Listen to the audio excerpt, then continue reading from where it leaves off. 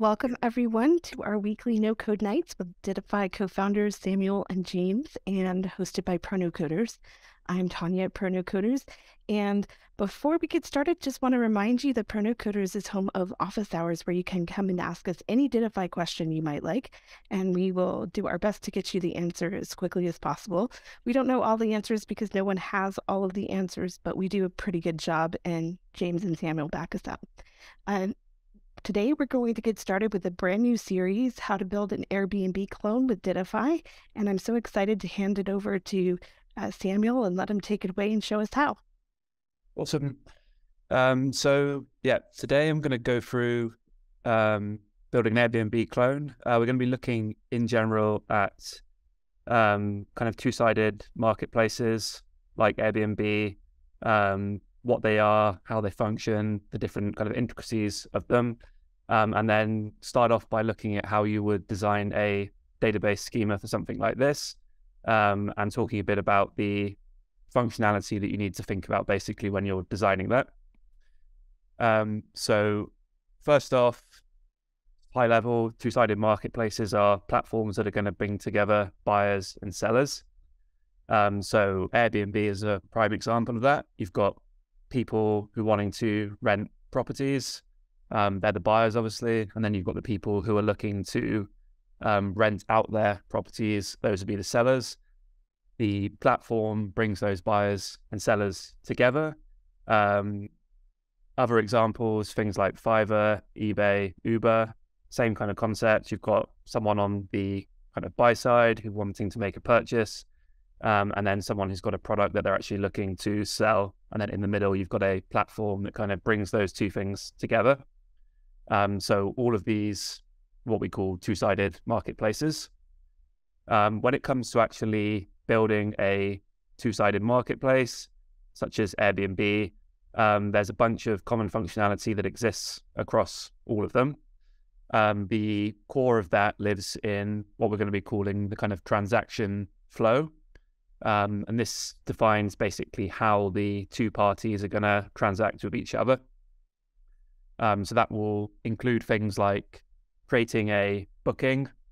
On the kind of the buyer comes in, they create a booking. So in Airbnb, for example, you'd come in and say, I want to book X amount of time at a particular property. In Uber, you'd look to book a ride to a certain place and so on. Then on the seller side, the seller has to log into the platform as well, accept that booking. Up to certain dates, maybe it's possible to cancel your booking. So for example, in Airbnb, sometimes you can cancel up until the day the booking actually starts. In Uber, you can normally cancel your drivers before they arrive. After that, the booking's actually going to begin. So your ride or your stay at the Airbnb is going to start. It's then going to end. And then normally at the end, you can leave a review on both the seller side and the buyer side. And then after a time, those reviews can be made public based on some rules. So all of this is part of the transaction flow, which is the most complicated part really of designing one of these systems. If you think about the different examples we've given there, you'll see they've got common bits of functionality that we've listed out here, but they all do work slightly differently. So they've got kind of little nuances depending on what type of marketplace you're going to be building. So if we go through that in, again, kind of high level example, on the left-hand side here, we've got what we might call a buyer. You might also call it a customer. On the right-hand side, you've got a seller, sometimes also called a provider. Those two people get brought together by what we're going to call a transaction. And this transaction is going to encompass their entire relationship. So from the point where the buyer goes to make their booking, right the way through to the point where the booking's fulfilled, payments are made, and they leave a review. All of that's going to be living under what we call a transaction here. This is quite a high level view here. If we want to look at this in a bit more detail, this is an example transaction flow, which we've taken from this particular source here. And this closely actually mirrors the Airbnb transaction flow. This looks a little bit complicated, but I'm just going to break this down in simple terms so you can kind of understand it a bit better. So to begin with, if you just focus on these kind of big white boxes here, where we've got like initial, pending payment, pre-authorized, and so on. These big white boxes here, these are what we would call different states of your transaction. So at the beginning of your transaction, you could say you're in this initial state where the two parties are yet to actually meet each other. Once the buyer comes in and they make a request to make a booking, they'll normally put their card details in, try and make a payment, and that will get sent off to some bank or something like that, at which point they can move to this next state, which we're going to call pending payments. So this is waiting for your payment to actually be confirmed. Once the bank, whoever you're making your payment with, has confirmed it, that will move you through to this next state, which we're going to call, in this case, pre-authorized. At this point, the customers kind of made their payment, and it's now up to the seller or the provider, as you might call them, to actually accept that payment or possibly decline it. If they decline it, we'd move them into this declined state, whereas if they accept it, we're going to move them into this accepted state. At this point, if they get to the accepted state, the payment's been made, the seller has accepted the payment, and they said that they're going to give up their service for it. And then on some platforms, the buyer can then come in and actually cancel up to a certain date. So if they were to cancel, they'd get their money back at that point, and the transaction is going to move to what we call a cancelled state over here. Alternatively, they don't cancel, and then after some particular time, the actual service gets provided. So for Airbnb, the date of your stay actually will start. For Uber, your car will actually arrive. At this point, you would move to this delivered state, as we're going to call it. At this point, the service that the buyer is actually purchasing has been delivered. They've got their car, they've got their property they're renting. So we're now at the delivered state. And then the final part is both parties normally can issue some kind of review. So the customer can make a review, and the provider or the seller can make a review. Once the two providers have made their reviews, those reviews normally get published, and we move to this final reviewed state here. So each of these white boxes we can call a kind of different state of the transaction. So the transaction encompasses all of this, and at different points you're going to be at different states. To get from one state to another, something has to happen. So for example, to get from the initial state to this pending payment state, someone has to log into a platform and actually request to make a payment to purchase some particular service. To get from this pending payment state to the pre-authorized state, the payment actually needs to go through and be confirmed. If we want to move to this decline state, the provider of the service, the seller of the service, has to actually normally click a button to say they want to decline the request, or alternatively click a button to accept it. So these little arrows that we've got here, these are showing you how you move from one state to another state. And these little arrows in this particular source that we're referencing are referred to as transitions. So you've got different states here, and then you have these different arrows which are transitions, we're going to call them, and these allow you to transition from one state to another state. So again, if I want to transition from, let's say, the pre-authorized state to the accepted state, then I have to click a button or the seller has to actually click a button to accept the booking. And this action of clicking the button and accepting the booking, we're going to call a transition. If you want to move to the decline state, the seller's going to have to click a button to decline the booking. And at that point, we're going to make what we're going to call a decline transition. So in this whole transaction, so far we've got this concept of states, different which the transaction can be at, and then we have a concept of transitions, which allow you to transition from one state to another state. Each of the transitions that you make is going to have a bunch of kind of actions associated with it. So, for example, if I go to request to make a booking, kind of actions that I'm going to need to have are listed out on the right-hand side here.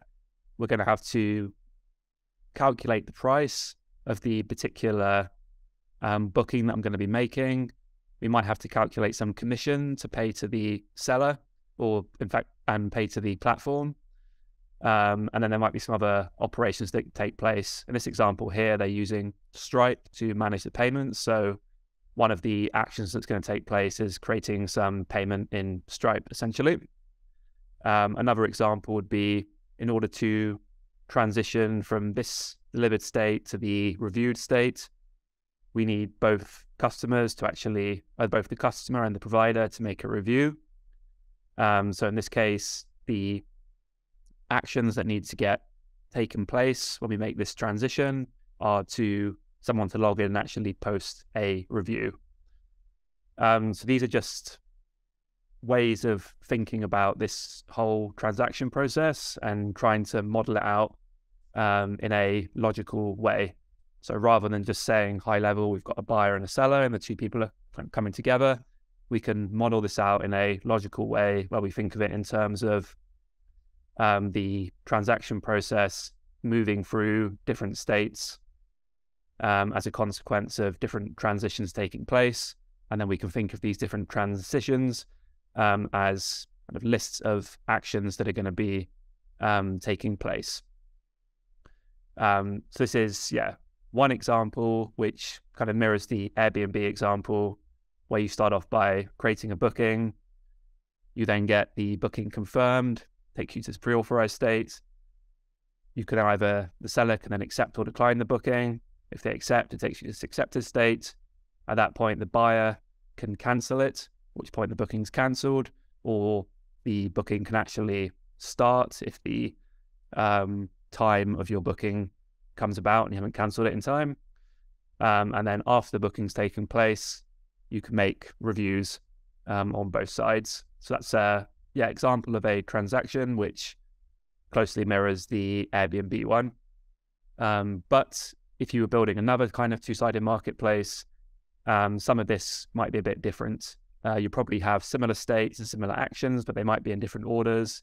You might have different rules around when you can and can't make bookings, when you can and can't decline them, and so on. So when you're if you're designing a totally custom two-sided marketplace, it would be good to sit down and draw something out like this, which defines your payment flow, or in fact your transaction flow, I should say, not just the payment, the transaction, which covers the entire communication between the provider and the customer.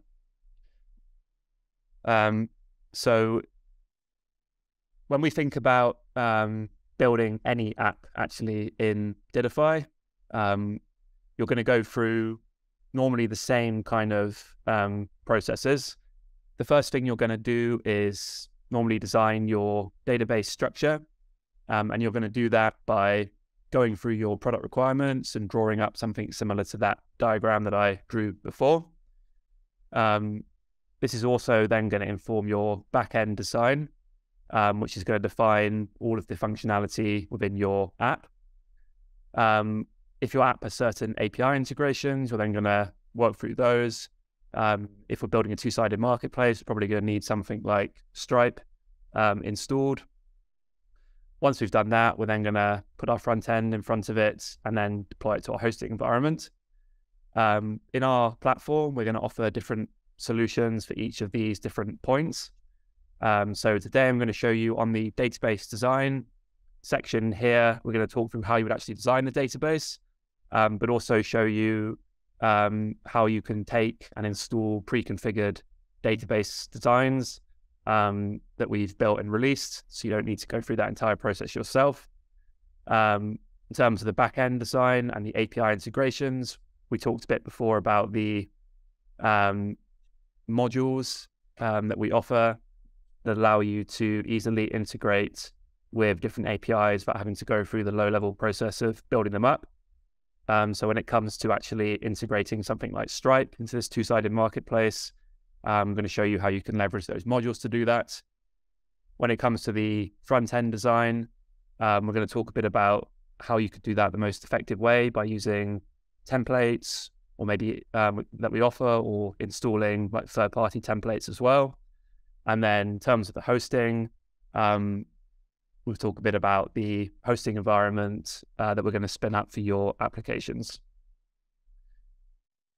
Having gone through that, now going to kind of jump into the actual, in fact, this is just a overview of what I just said then. So in terms of database design, we're going to offer database schema templates, as we call them, which are templates you can take and just install directly into your application rather than going through and designing the entire thing yourself. I'll show you today an example of this two-sided marketplace one here. And then in terms of the API integrations, we talked a bit before about the modules marketplace, where you can come and add API integrations directly into your app. And then for the front-end design, as I said, you can take and install external templates, or we also offer some templates in the platform as well that we can take and install. So this is how we're going to go through building up this two-sided marketplace using those different features that I just showed you there.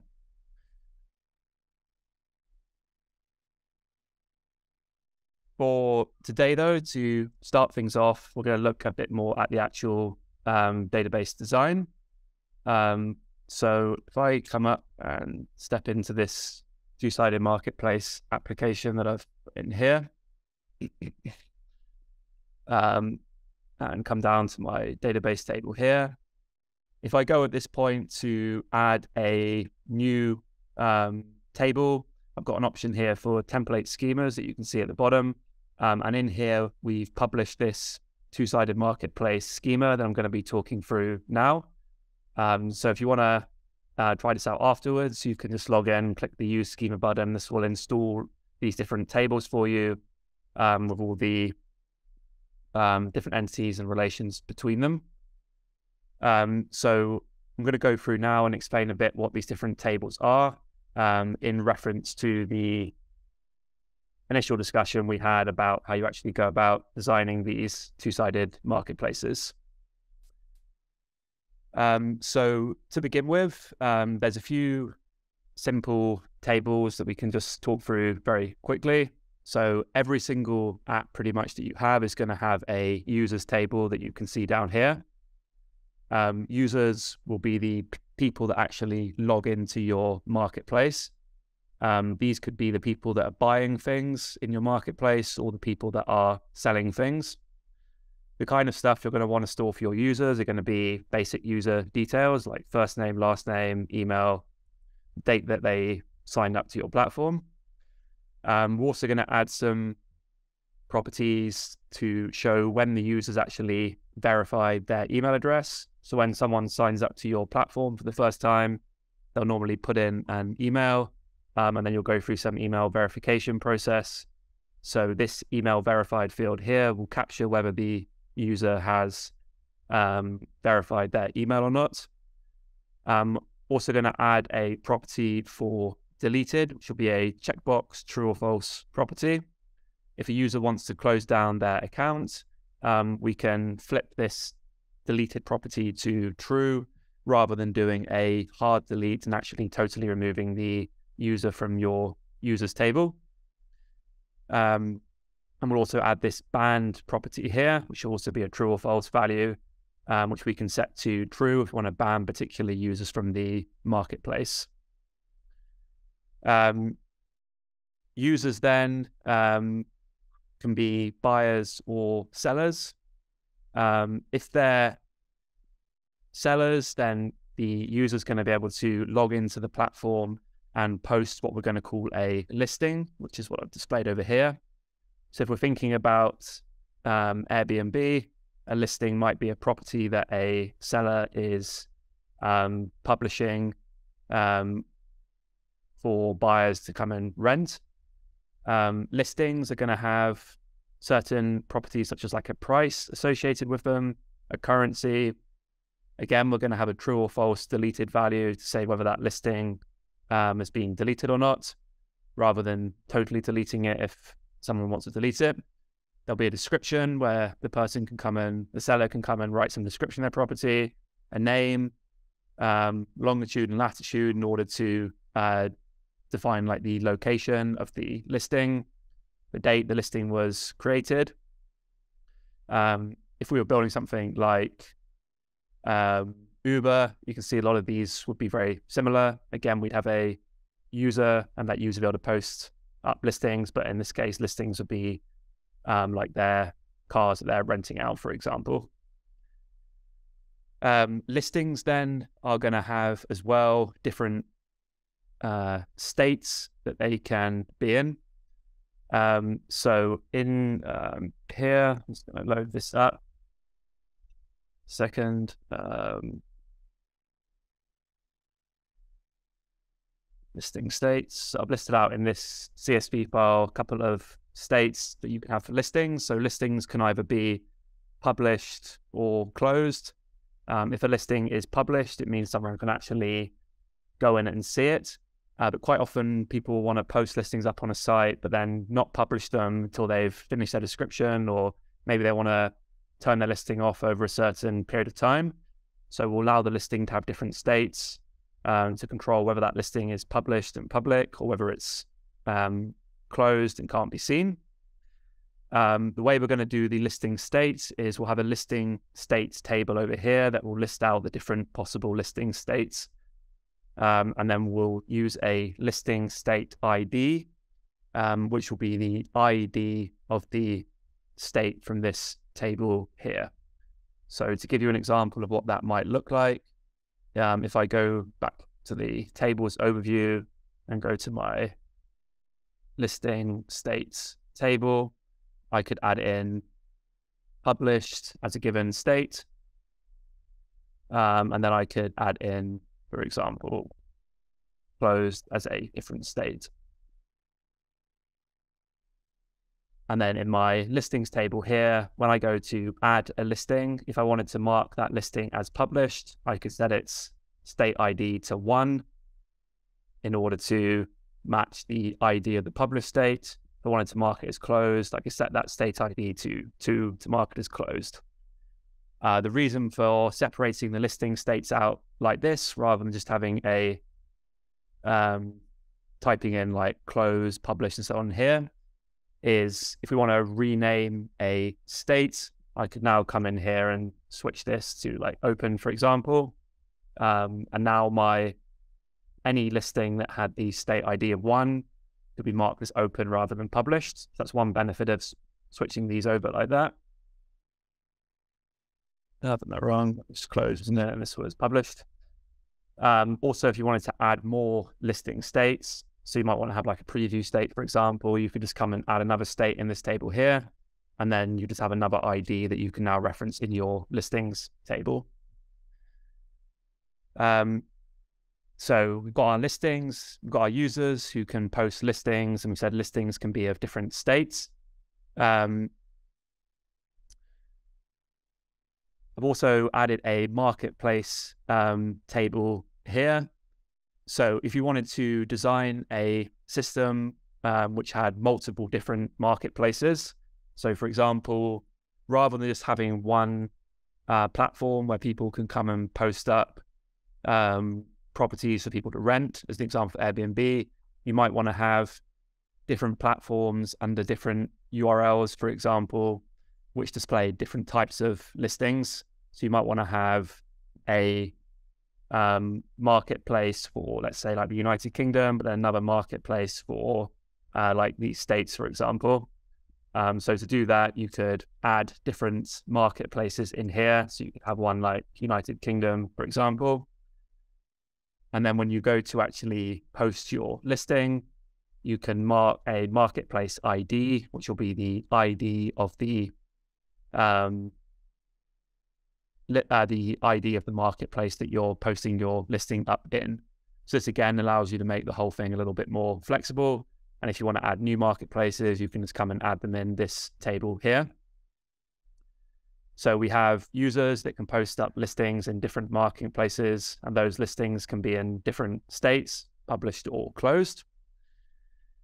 And then listings are going to have prices, and those prices are going to be of a specific currency. So it could be like US dollars, euros, pounds, and so on.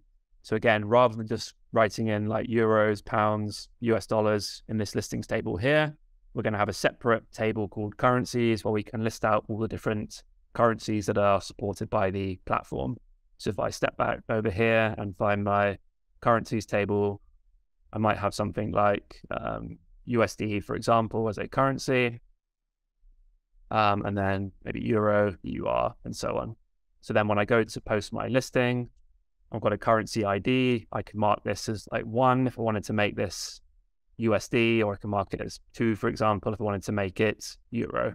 So this currency ID here can then reference the ID of one of these currencies here. Again, this means if I want to add support for more currencies, I can just come and add new records in this particular table here. So that's, just zoom in again. That's users posting listings in different currencies, and those listings go through different states and can belong to different marketplaces. That's the, I'd say, most kind of basic part of this. If we now step into the more complicated part, which is the actual transaction part. In our slides, we showed this, let's go back. We showed this kind of example of a transaction process here. And I said a transaction is going to encompass everything from the point that a user goes to make a booking right the way through to a review being made. I introduced these concepts of states. Said the transaction can go through different states. So it can go through like an initial state to a pending payment state, pre-authorized, it could be a declined state, cancelled, accepted, and so on. So to begin with, we're going to have this table that you can see here called transactions. The transaction then is going to have a transaction state ID, which is going to define the state that the transaction is currently at. And this transaction state ID is going to reference this transaction states table over here. So if I come over to my transaction states table, and I'm just going to load up another file here, which I've got for transaction states. Our transaction states could be things like initial, pending payment, pre-authorized, and so on. So if I just do, let's see if I can just add data to existing table. And let me just take this transaction states one here. And let's just take that and populate the name column with the name. So these will be our different transaction states. We can go from like an initial state to a pending payment state, pre-authorized, accepted, delivered, and reviewed. So we're going to be, this example, just matching out these states that I showed here in this example workflow. So then in my transactions table, if I wanted to say that I'm in the initial state, for example, when I create my transaction, I could just mark the state ID as like 1. If I want to move to a new state, 2, 3, 4, and so on, and 5 would be the reviewed state. So this will be the ID taken from our transaction states table here. Again, we've separated this out into a separate table to make it really easy to actually modify this. If you wanted to have a different workflow, rather than having accepted, you could just change this to a new name, but then the actual transactions table is still just going to be referencing some ID in that states table there. So if we think about our workflow a bit again, let's just go back to this diagram here. At the very start, a user is going to come and they're going to click a button to request to make a booking. So that's going to be the first thing they're going to do. So in order to do that, we've got a bookings table that you can see over here. The bookings table is going to have things like a start time and an end time for the booking. So if you're renting a property, you're going to be renting it between 2 different dates, for example. It's going to have this thing here called seats, which is going to be the number of, this could be the quantity of people that are actually making the bookings. If you want to book a property for like 5 people, for example, then this can hold the value 5. And then importantly, the booking is going to have a transaction ID. So as I've said, this entire process that we look at here belongs to one transaction. The transaction encompasses absolutely everything. So when we make a booking, we're going to have a transaction ID, which is going to be the ID of the transaction that booking belongs to. So we're going to start off by making a booking. We'll start off by creating a transaction, and then we'll make a booking for that transaction. And then this transaction ID in the booking will link back to the transactions table here. I'm just going to go over here as well, actually, and let's just see if I can put in a initial dummy user.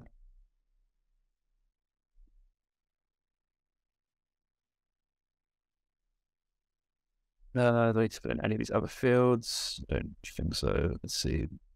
Okay, yeah. So I've got an initial user here, and let's create one more. Names. Sorry, just to do.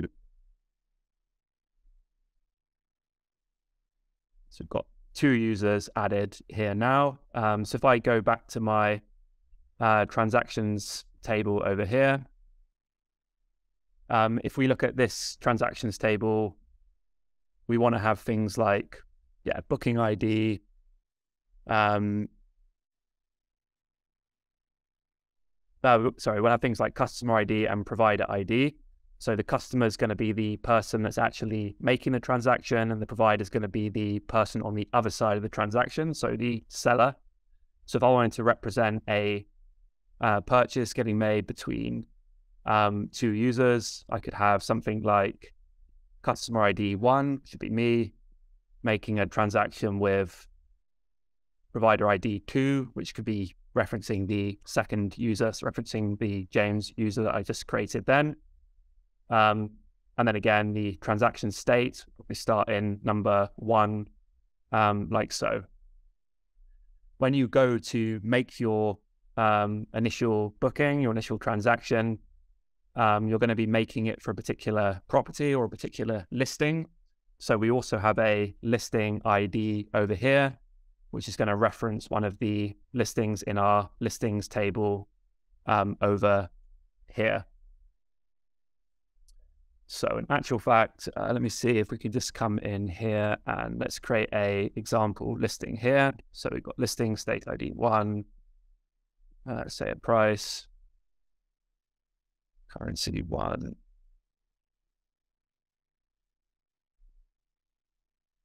I think we don't need anything else in here. No, I need to put in, let's see, listing states, marketplaces. Okay, yeah, I need to add a marketplace in here. So let's just add a marketplace in here. We're just going to do a general one. What's one? Airbnb in this case. And then come back to our listings table. So we can put in an example now, 1.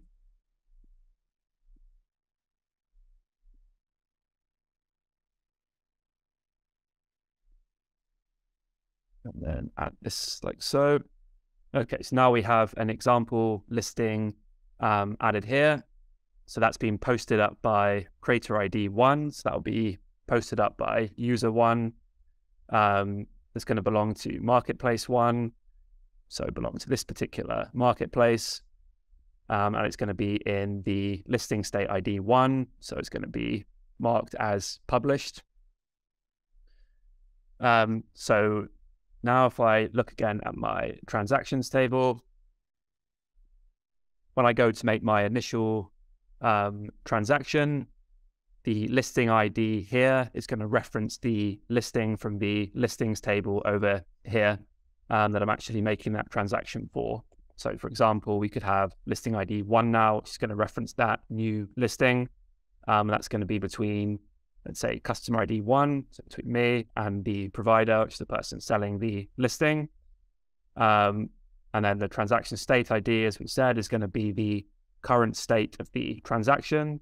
So whether it's in the initial state, pending payment state, and so on. And then the booking ID could be the ID taken from our bookings table over here, for example. So now we have this first part of the workflow. The user can log in, begin a transaction, and make a booking. If we come back to our diagram now and look at this again, when they make the booking, they're going to have to make some kind of payment up front. So the way the payment gets made is dependent on what particular payment provider you're going to be using. So you could use someone like PayPal, Stripe. There are other payment providers that offer this kind of functionality. For this example here, I'm going to be using Stripe in order to make my payment. So what we've done is added a Stripe checkout sessions table, which is going to store some data regarding the payment that's getting made against Stripe. We'll look at this a bit more in the next session, but this is going to be a reference essentially to the given payment that you've made in Stripe. And again, this is going to belong to that initial transaction that you make. So as I said, everything's going to belong to the transaction. Once you've made the payment, hopefully the payment goes through successfully, at which point you move to this next pre-authorized state here. And at that point, the seller or the provider can either accept the payment or decline it, or accept the booking or decline it. So if we look in our bookings table again, we're going to have this link back to our booking states table over here. And this booking states table is going to store data regarding whether that payment's been accepted or declined or what given state it's in. So if I take a look again in here, I've also got a booking states file here, which stores our different states, which could be things like pending, accepted, declined, or cancelled. So these are the possible states that a booking could go through. So if we just come and import these as well. So if I do booking states, and then let's go to our booking states table over here, and map our name field to the name field here. These are going to be the different booking states. So when we first create our booking, it's going to be in the pending state. If the user then comes and accepts that, then it's going to move to the accepted state, or they could decline it and move that booking to the declined state. So that will essentially update the booking state ID column here to mark that booking as either accepted or denied, or declined. Once the booking's been accepted, we move to the accepted state for the transaction.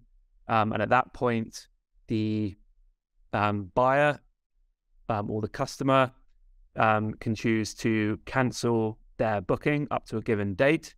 If they were to do that, we would just update this state ID column to match the cancelled state here, so to be ID 5, for example. Alternatively, the time will come for the booking to take place, and the transaction will move to this delivered state here. Once the transaction's then been delivered, each party can then go and make reviews. So if we come back and look at our relations again, you'll see we also have a reviews table over here. And you'll see again that this reviews table has got a transaction ID on it. So this reviews table will belong to a given transaction.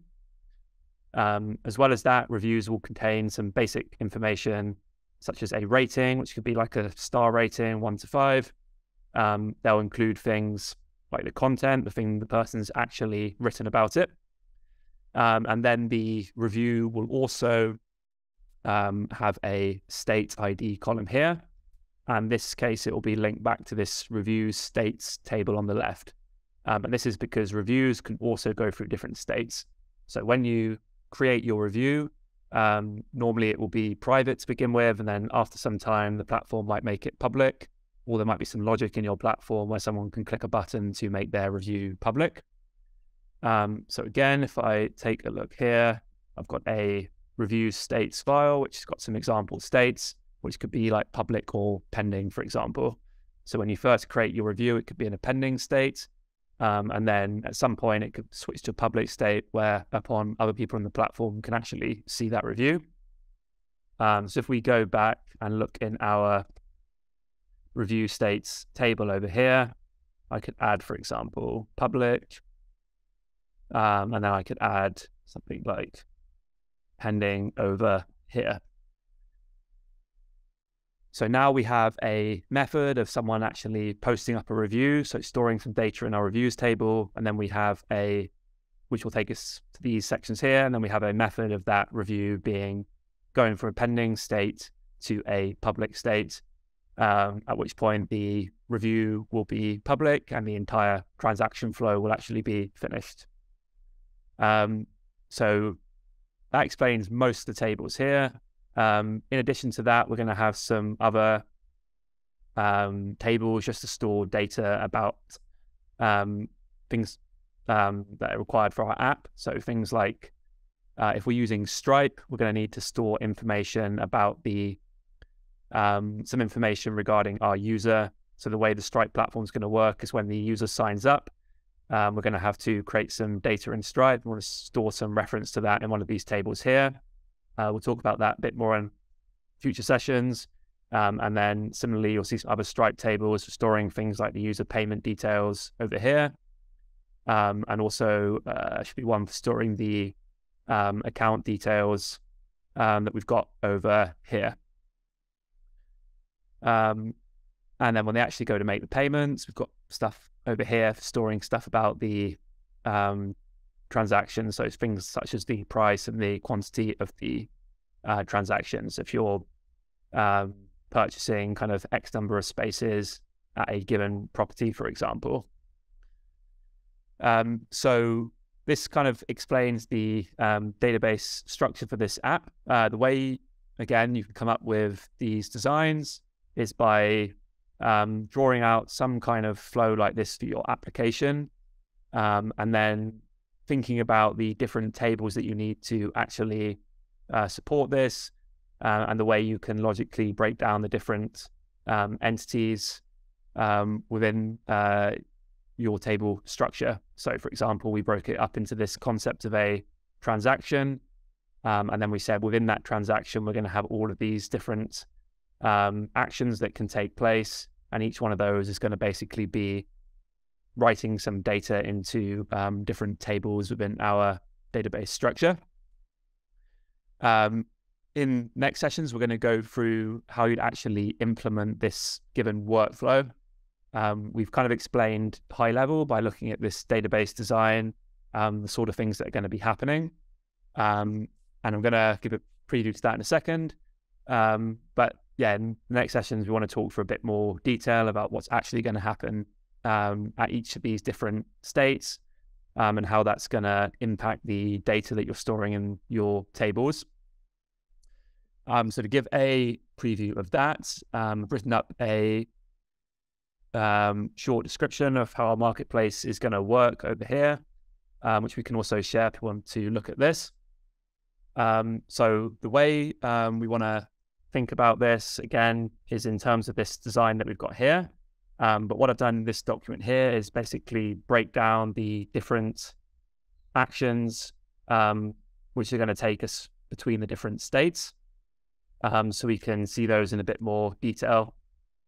So for example, when someone first comes into your platform and wants to make a booking, the first thing we're going to need to do is initialize a transaction, so I'm calling that here. So to do this, we're going to be creating a record in our transactions table, for example. And then we're going to be setting the state of that transaction to initial state. So as I said, there's going to be a state ID column in our transactions table here. So we're going to set that to the initial or the pending payment state of our transaction. We're also going to need to set the listing ID, the provider, and the customer, and so on.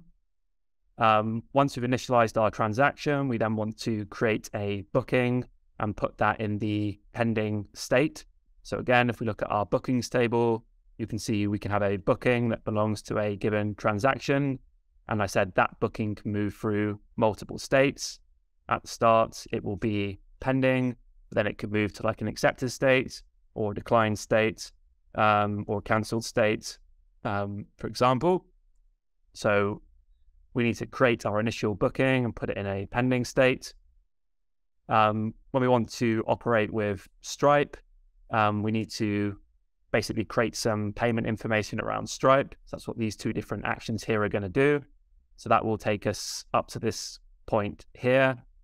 Once you've actually made the payment, then, as I said, the user's going to have the option to accept a booking or decline it. So we need to have different actions to accept or decline the bookings. And those are just going to do things like update the given record in your bookings table to set the state to accepted or to declined, or set the state to cancelled. Once we've gone through this initial workflow again, so we've gone through the process of actually creating our transaction, creating our booking, making our payment, we've then marked our state, let's say, as accepted. At some point, the transaction will then move to the delivered state over here. And at that point, people can post reviews. So to do that, we're going to have some actions to post a provider review and also to post a customer review.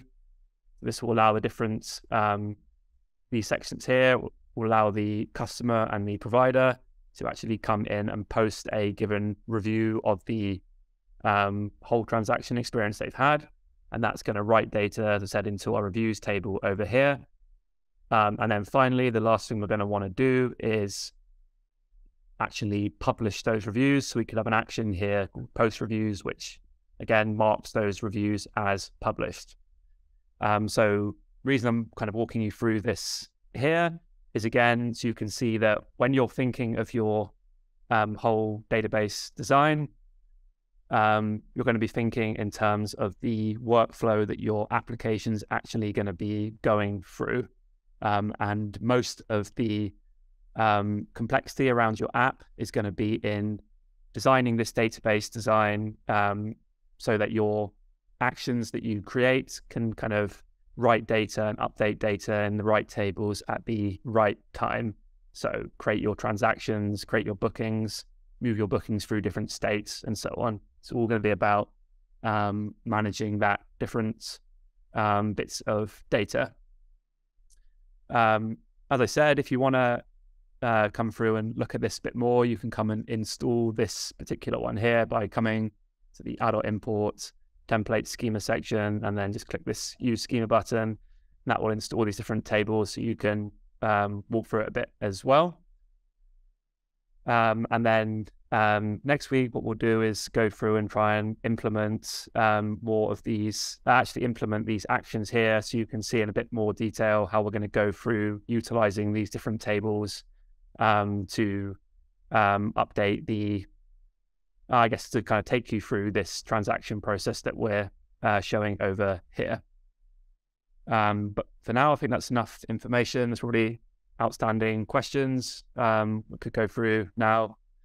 First, if we could zoom in on the other diagram. I think it was the other one. We had a request to zoom in on it. I can make this bigger again. If I click on the right button. Maybe just present it. I mean, there we go. There we go. And while they're taking a look at that, so Ray first asked if this is a multi-tenant ERD. So starting from the beginning, the diagram that you were showing. Yeah. So this would be, this allows multiple different marketplaces, as well as multiple different users. Each user can belong to different marketplaces and post up different listings in those marketplaces. So it would be 100% multi-tenant. You could use this to build something like Airbnb, but you could also use it to build something more complicated where you've got multiple marketplaces and different users on those different marketplaces. Okay. And then was the listing ID a primary key? The listing or all other, and then yeah, if you to have a look in the chat, it's here. I can ask Ray if he wants to unmute. Ray, did you want to ask your question? Yeah, so I wanted to understand if the relationship between the entities is more on tenant based, like you use the listing as a reference primary key. So I wanted to understand if a user logs in, what will be the main reference point or to differentiate between different users? the main reference points differentiate between different users. Yeah, if I just close this down again a second and go back to our diagram. So yeah, we're going to have different listings over here. And each listing is going to have a creator ID on it. So that creator ID is going to reference the ID of one user in this table here. So when you go to post up your listing, we'll mark the listing with the ID of the user that's actually creating it. That way we know who the seller of that given listing is. And then when the buyer comes to actually purchase the listing, we're going to start off this transaction here. And then this listing ID that we see here is going to reference the ID in this listings table here. So we then know that the transaction relates to one given listing, which was created by one given user. As well as that, on the transaction, we can store the customer and provider ID, which could be the ID from our users table that's going to uniquely identify which users playing the role of the customer and which users playing the role of the provider. Does that answer the question, or is more to it than that? Yeah, thank you for the insights. Awesome.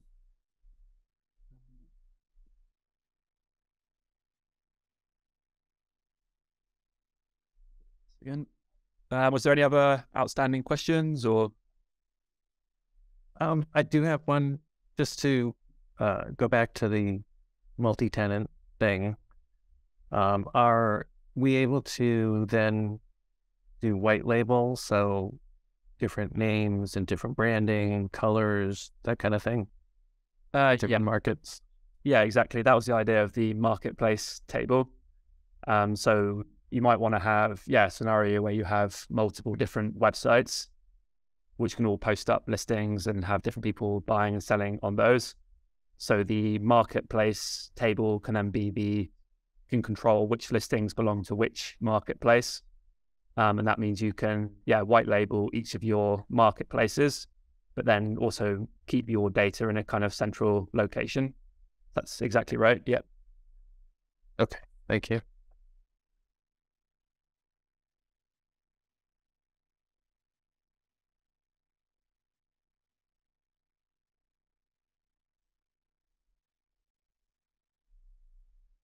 I think that might be all of the questions. I don't know, Tanya, if you want to close off the call. Oh, I'm sorry. I was on mute. I was asking if anyone had any other questions, and I was saying, nope, it doesn't look like it. So thank you so much, Samuel. Excellent presentation today, and we're looking forward to the future installments of the series.